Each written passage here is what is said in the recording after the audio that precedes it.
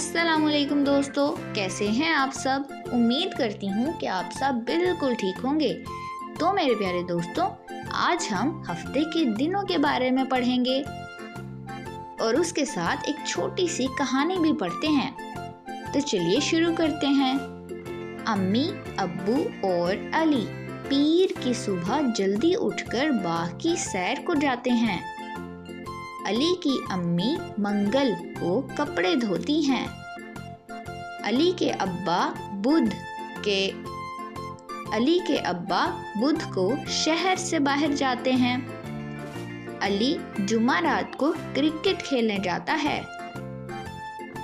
अली और इसके अब्बू जुम्मा के दिन जुम्मा की नमाज अदा करने जाते हैं।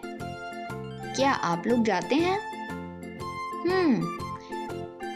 अली हफ्ते को अपने स्कूल का काम जल्दी ख़त्म कर लेता है। अली अपने अब्बू और अम्मी के साथ इतवार को चिड़ियाघर की सैर को जाता है। तो चलिए दोस्तों, अब हम हफ्ते के दिन एक बार दोहराते हैं। इतवार, पीर, मंगल, बुध, जुमारात, जुम्मा और हफ्ता।